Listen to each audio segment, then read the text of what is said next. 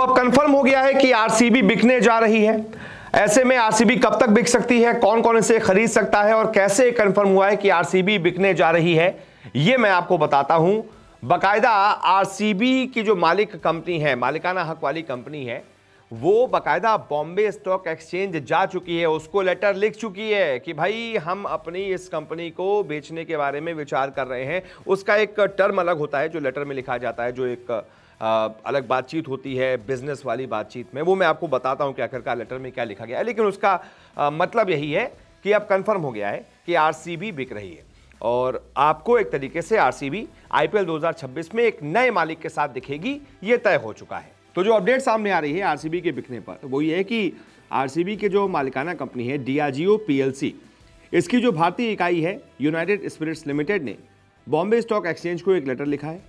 Letter में बताया है कि वो अपनी सहायक company royal Challengers sports private limited, जो एक तरीके से आरसीबी को देखती है, इसमें किए गए निवेश की समीक्षा शुरू कर रही है। यानी कि एक तरीके से अपने इस कंपनी को, इस प्राइवेट लिमिटेड कंपनी को एक तरीके से बेचने पर विचार कर रही है।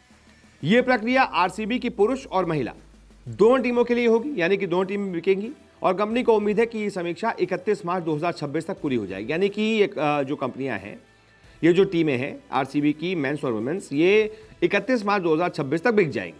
आपको मैंने बताया था, एक महीने पहले चर्चा थी कि vaccine manufacturer company serum institute RCB को करीब 17,000 करोड़ रुपए में खरीद सकती है, ऐसी रिपोर्ट थी।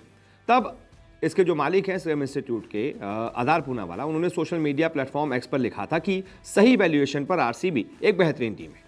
यानी कि एक तरीके से वो मान रहे थे कि ये वैल्यूएशन थोड़ा ज़्यादा है, लेकिन अगर सही वैल्यूएशन करेंगे तो शायद मैं इस टीम को खरीद सकता हूँ। पहले आरसीबी के जो मालिक थे वो शराब कारोबारी विजय माल्या थे, लेकिन 2016 में जब माल्या मुश्किलों में फंसे तो डियाजियो ने उनकी शराब कंपनी के साथ साथ आरसीबी को भी खरीद लिया था। आरसीबी को 2008 में अगर बात की जाए तो विजय माल्या ने 111.6 मिलियन डॉलर में खरीदा था। यानी कि उस समय के हिसाब से बात की जाए तो ये रकम करीब 476 करोड़ रुपए थी।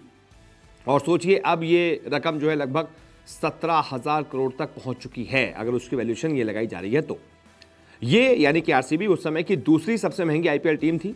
माल्या की कंपनी यूनाइटेड स्पिरिट्स लिमिटेड के पास आरसीबी का मालिकाना हक था। फिर 2014 में डियाजियो ने यूएसएल में बड़ी हिस्सेदारी खरीदी।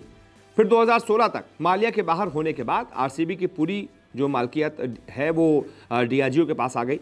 अभी आरसीबी का जो संचालन है वो यूनाइटेड स्पिरिट्स लिमिटेड की subsidiary royal Challengers sports private limited यानी कि आरसीएसपीएल करती है। 17 सालों में लगभग 35 गुना बढ़ी है आरसीबी के वैल्यू। और अब मैं आपको वो लिस्ट भी दिखा देता हूं कि आखिरकार कौन कौन दिलचस्पी दिखा रहा है, आरसीबी को कौन कौन खरीद सकता है, कौन कौन अपनी दिलचस्पी दिखा रहा है खरीदने में, कौन कौन बोली लगा रहा है, एक एक करके आपको बताता हूं। इसमें सबसे ऊपर नाम है आधार पूनावाला का, जो मैंने आपको बताया। उन्होंने बताया, बाकायदा रिपोर्ट आई थी कि 17,000 करोड़ में डील हो भी सकती है।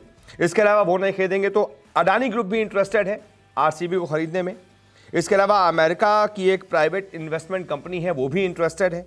वहीं जेएसडब्ल्यू ग्रुप, वाह भाई साहब, जिंदल साहब, जिनके पास पहले से ही दिल्ली कैपिटल्स में हिस्सेदारी है, वो जेएसडब्ल्यू ग्रुप भी आरसीबी में दिलचस्पी दिखा रहा है। और इसके अलावा देवयानी इंटरनेशनल ग्रुप, ये भी एक ऐसा ग्रुप है जो आरसीबी को खरीद सकता है, इसके लिए बोली लगा सकता है। तो ये बड़ी अपडेट आ रही है आरसीबी के बिकने पर। बहुत बहुत शुक्रिया इस रिपोर्ट को देखने के लिए।